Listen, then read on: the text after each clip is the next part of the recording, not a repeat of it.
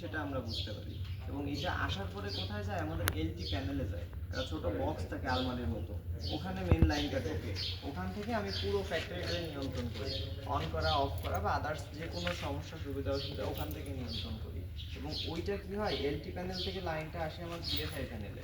PFI প্যানেলে কেন আসে, পাওয়ার ফ্যাক্টরের যে লস হয় সেটা কমানোর জন্য আমরা এই পাওয়ার ফ্যাক্টর ইমপ্রুভ করি।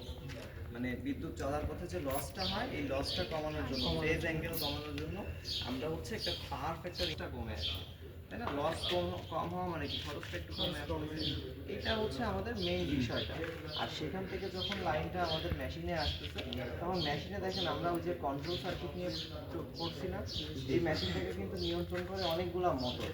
এখানে হাইড্রোলিক প্রেসারের মাধ্যমে এই যে মেইন যে আমাদের এখানে প্রোডাক্টটা যেটা আসে ইট বা ব্লক, এটা কিন্তু হাইড্রোলিক প্রেসারের মাধ্যমে অনেক ক্ষীণ আকারে করা হয়। ক্ষীণ বোঝেন তো, সংকুচিত, ছোট।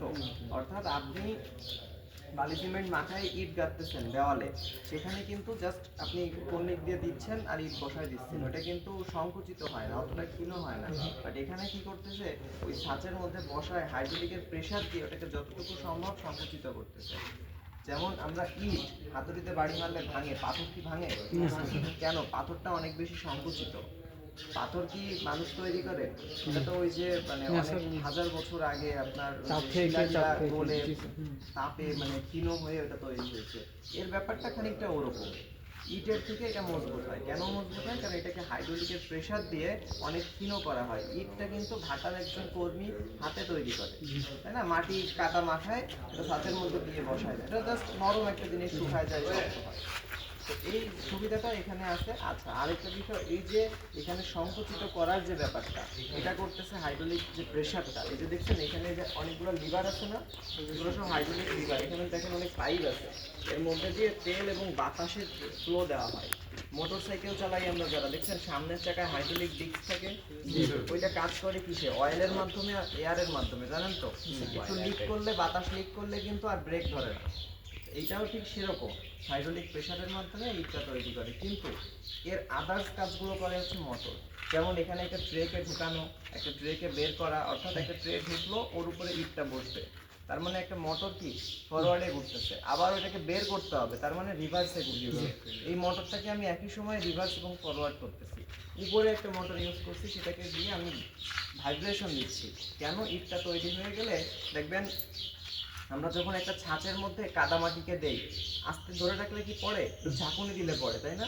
এখানে ঝাঁকুনি দেওয়ার জন্য একটা মোটর ইউজ করা হয়েছে, ভাইব্রেশন করতে। আচ্ছা, এরপরে দেখেন এই যে ছাঁচটা উপরে উঠতেছে নামতেছে, দেখলাম না? তার মানে কি এখানেও একটা মোটর রিভার্স ফরওয়ার্ড হচ্ছে, উপরে যাচ্ছে মানে মোটরটা সোজা ঘুরতেছে, নিচে নামতেছে মানে উল্টা ঘুরতেছে। এরপরে দেখেন একটা মোল্ড আছে ওই পাশে, দেখছেন একটা লম্বা একটা ইয়া দিয়ে তারপর একটা মোল্ড লাগানো। মোল্ড হচ্ছে যেখানে মাটি বা মশলাটাকে মাখায়। হ্যাঁ, তাহলে ওখানে যখন আমি বালি সিমেন্ট বা আদার্স জিনিসগুলো দরকার, কেমিক্যাল বা অন্যান্য জিনিস দিচ্ছি, সেগুলোকে তো মাখাতে হবে। এখানে সব কাজই কিন্তু স্বয়ংক্রিয়ভাবে হয়। তাহলে ওই মাখানোর কাজটাও কিন্তু হচ্ছে আমার মোটর করতেছে। লেবার কি করতেছে, মাল জিনিসগুলোকে নিয়ে মাথায় করে নিয়ে ওর মধ্যে ফেলতেছে, কিন্তু ওইখানে ওই যে মেশিন মোটরটা আছে ও সবগুলোকে মিক্সিং করতেছে মোল্ডের মধ্যে দিয়ে। এবং সেটা মিক্সিং করার পরে কি পরিমাণ আমার মেশিনে ঢুকবে, যখন একজন লেবার দিবে কম বেশি হতে পারে, কিন্তু যখন এটা মেশিন করবে তখন আর কম বেশি হবে না। তো সেই মালগুলো দেখেন ওই মোল্ডের থেকে এই ইয়া পর্যন্ত সুন্দরভাবে ওই আপনার ওই যে ট্রের উপর দিয়ে আসতেছে, এবং এইটাকেও করতেছে আমার মোটর। মানে এই যে টোটাল ফাংশনটা হাইড্রোলিকে কি করতেছে, শুধু প্রেসারটা দিচ্ছে, কতটুকু প্রেসার দিতে হবে এটা হাইড্রোলিক দ্বারা নিয়ন্ত্রিত হচ্ছে, বাট বাকি কাজগুলো কিন্তু মোটর করতেছে। তাতে করে কি হচ্ছে, আমরা একটা মোটরকে একই সময় একবার রিভার্সে ঘোরাচ্ছি, একবার ফরওয়ার্ডে ঘোরাচ্ছি। আবার এই মোটরগুলা কিন্তু সব সুইচ দিয়ে নিয়ন্ত্রণ হচ্ছে না, মানে এইখানে হাতের যে সুইচগুলো আছে, পুশ সুইচগুলা, এগুলো দিয়ে কিন্তু নিয়ন্ত্রণ হচ্ছে না। কিছু কিছু জায়গায় লিমিট সুইচ লাগানো আছে। লিমিট সুইচ কি? এটা হচ্ছে আপনার যখন একটা ট্রে আসতেছে বাইরের দিকে, তখন দেখা যাচ্ছে কি এই সুইচগুলাকে আপনার এখানে কোথায় কোথায় যেন লাগানো ছিল, আমার মনে নাই। অর্থাৎ ও একে বের করতেছে বা একে ঢুকাচ্ছে, তখন যখন আমার ট্রেটা ঢুকলো ভিতরের দিকে, তখন ওই সুইচটাকে নাড়া দিয়ে ও কি করতেছে, আপনার ওই ভাইব্রেশনের মোটরটাকে চালু করে দিচ্ছে। জিনিসটা একটু বোঝার চেষ্টা করেন, একটা ট্রে ভিতর দিকে ঢুকতেছে, ঢোকার সময় ও কি করলো, একটা সুইচকে নাড়া দিয়ে অন করে দিল। ওই সুইচের সাথে আমার উপরের একটা মোটরকে কানেক্ট করা, যে মোটরটা ভাইব্রেশন দেওয়া শুরু করলো, অর্থাৎ ট্রেটা ঢুকলো, অটোমেটিক ভাইব্রেশন হলো, মালটা নেমে গেল। আবার যখন আমি এই মোটরটাকে উল্টা দিকে ঘোরাচ্ছি, ট্রেটা বের হয়ে গেল, মানে কি সুইচটা আবার আগের জায়গায় ফিরে গেল, ওই মোটরটা বন্ধ হয়ে গেল। মানে এই ফাংশনটাকে টোটালটা নিজেদের মতো করে সাজানো হয়েছে। এই মেশিনের যা ডিমান্ড আছে সেই অনুযায়ী এই মোটরগুলোকে ডিজাইন করা, মোটরের ফাংশনগুলোকে ডিজাইন করা।